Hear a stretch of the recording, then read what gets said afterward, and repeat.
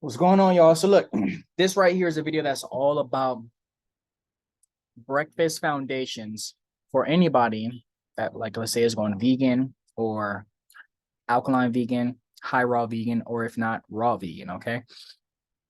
Now, currently, right now, I already smashed it, but like, there's a whole graveyard of like mango peels right here. I had about 4 mangoes, right? And I also have some coconut water, was coconut flesh, and I also had a cherry moya. Now, when it comes to breakfast, the reason why we shouldn't be eating heavy food for breakfast is because you are just now coming out of a fast. When you break a fast, you're not supposed to be going straight into eating dense food. Your body is adjusted to not eating anything. You were just fasting. Why are you going to put more food, like dense food, into your system to digest? Why? It makes no sense. It's like that's like coming back. That's like you having you know how you have an old car, right?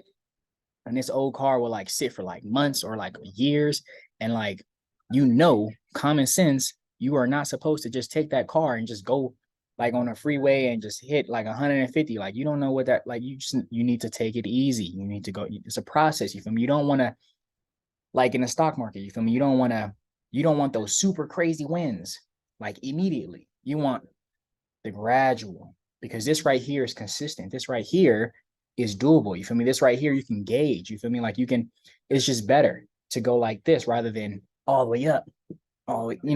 It's just, you're not supposed to do that. But anyways, what I'm saying though is this: you don't want to give your car too much when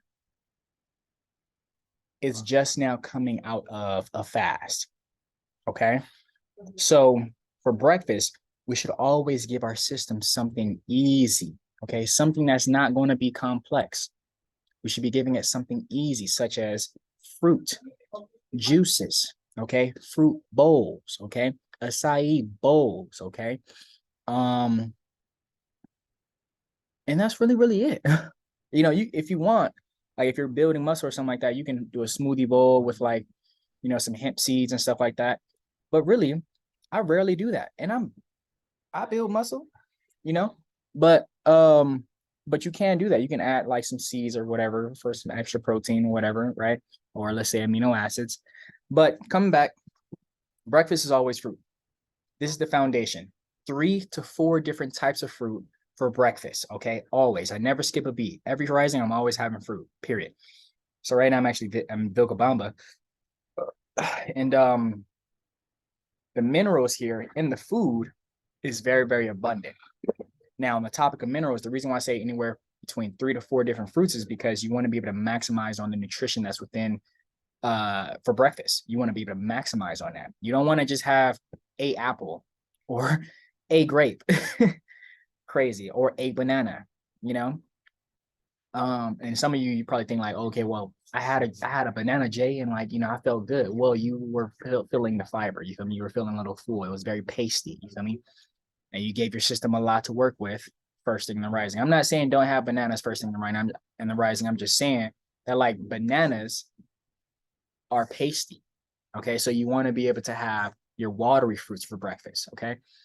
So for vegans, I know it's going to be hard, going from eating the meats and stuff like that to hopping over to breakfast, fruit for breakfast every day, but you definitely want to do that.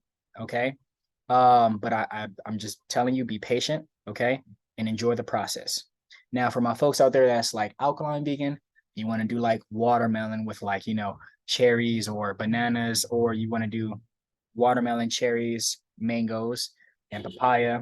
Or if you're very sensitive on the inside, you can just do melons.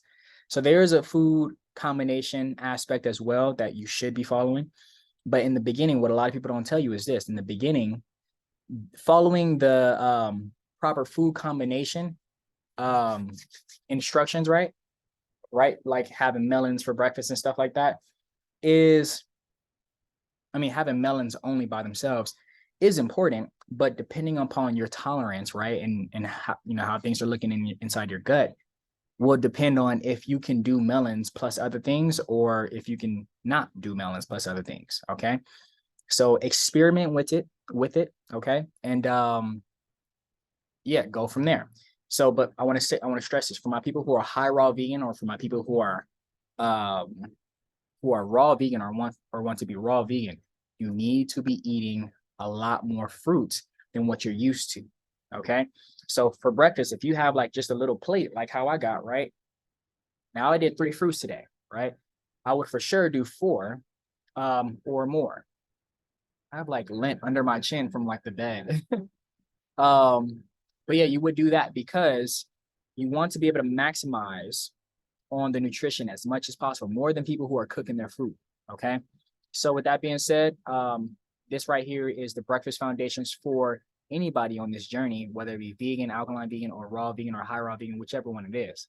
Okay. Um, and that right there is the foundation for breakfast. Stay tuned for the foundations for lunch and dinner. Okay. Peace.